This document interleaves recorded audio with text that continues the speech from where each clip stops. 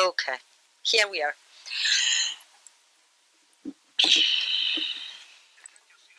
Oxidizing agents are widely used in medicine as disinfectants, and they act by damaging the cell walls of organisms. Ozone, in particular, is a highly reactive molecule containing 3 oxygen atoms, and it is the most powerful oxidizing agent that we know. It is produced in nature from a modification to oxygen under the action of ultraviolet radiation, or from the electric discharges from the strikes. And in a laboratory setting, gaseous ozone is produced by a machine called at a high voltage machine. So the medical properties of ozone were already known since the end of the 19th century, and for decades it has been used in medicine mainly as gas by teams of competent professionals specializing in how to handle this gas. Ozone has been widely used in Cuba to treat many medical issues due to its efficacy, but also due to its low manufacturing cost. It was used in several spine pathologies, paravertebral, intra-articular, intraforaminal, and insufflation of this gas into the rectum and the bladder and in the vagina, auto chemotherapy, and topically it has been used as ozonated water with a short action and as an oil. We are going to talk about this later on. In ophthalmology, it has been used as a gas, ozonated oil and ozonated water for several diseases here listed. It is a highly unstable and a highly reactive and difficult to store gas. That's why it needs to be stabilized for topical use.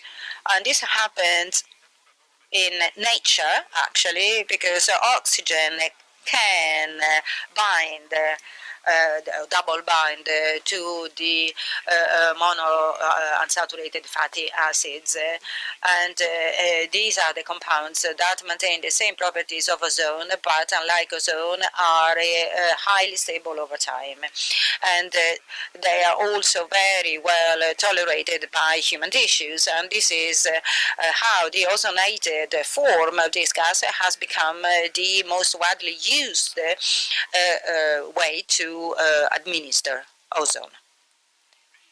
Specific formulae have been recently developed for ophthalmic use as gauzes and eye drops, and then a solution of oil has been used because in this way it is particularly biocompatible with the delicate ocular surface tissues. Let's now talk about ozone. It has 5 very important therapeutic properties: antimicrobial action, healing action, anti-inflammatory action, pain-killing action, immunomodulating action, and it acts very positively on the mucous circulation.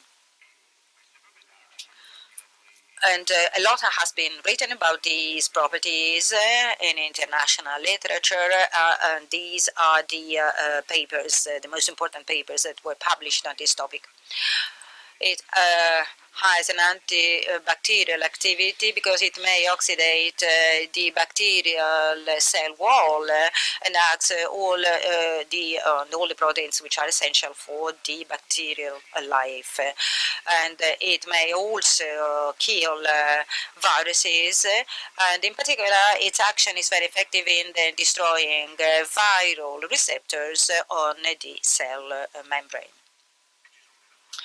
And papers have documented its action on adenovirus and herpes virus being commonly found in our daily practice. Antimicrobial activity is quite broad. It has been demonstrated to be very active of such bacteria as Pseudomonas, fungi, and protozoa. But it isn't only disinfection we are interested into. There is also a significant improvement and then activation of the healing process, especially after corneal trauma or lesions, because it increases the oxygen tension in the wound area, upregulating growth factors being expressed, such as catalase, superoxide dismutase, glutathione peroxidase. All these are counteracted by it. What is particularly important is that it acts on the KB nuclear factor, which is a very important transcription factor that can activate the healing process and activates in particular a number of growth factors which are absolutely indispensable to accelerate the healing and the modulation of the inflammatory of the post-trauma inflammatory process is activated. So you may see this is the mechanism. This is an FKB that has been activated by ozone, and here you see the factors acting on microblast migration, collagen synthesis, and all the other activities and all other processes that are listed here in the slide.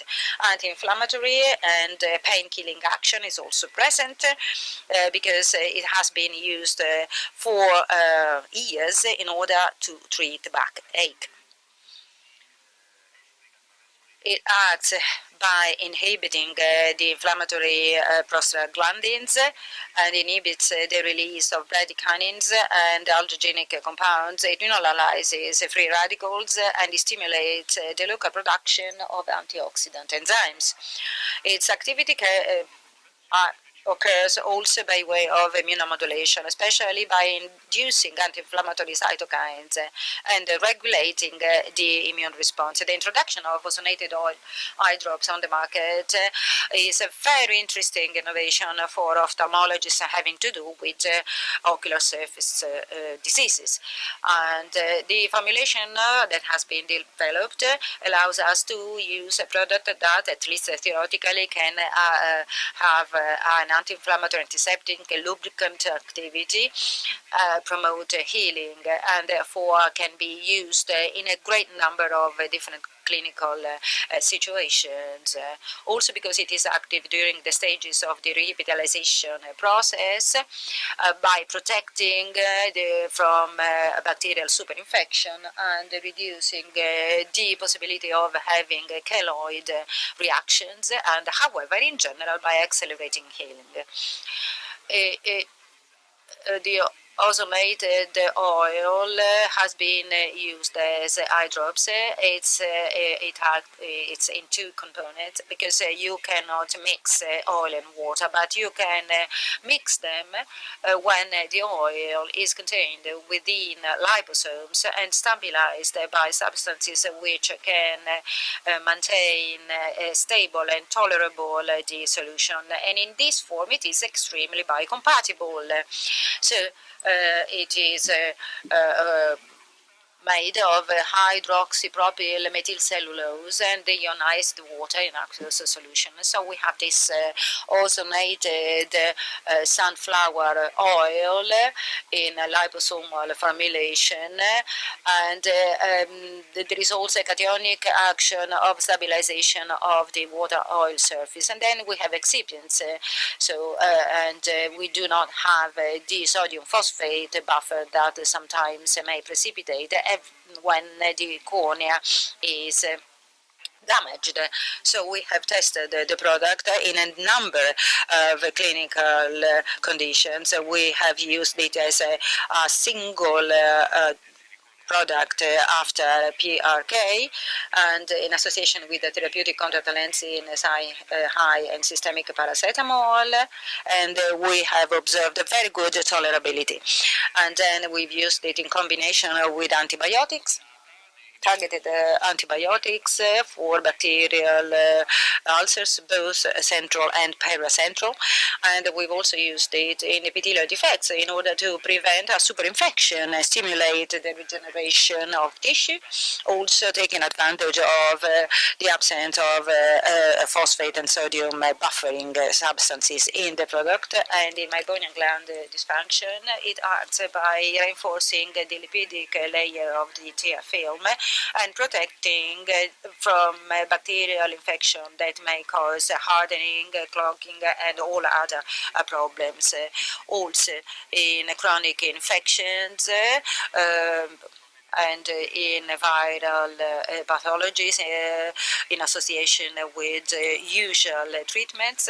And in this is a rare case of measles keratitis in adult that was treated with ozone eye drop alone every 2 hours, and after 4 days the lesion was completely reepithelialized. So in all cases the results were very satisfactory. This is very promising and encourages us to use this product because we have seen that it is extremely well tolerated, and this is of course an absolutely fundamental factor to allow our patients best compliance. Thank you.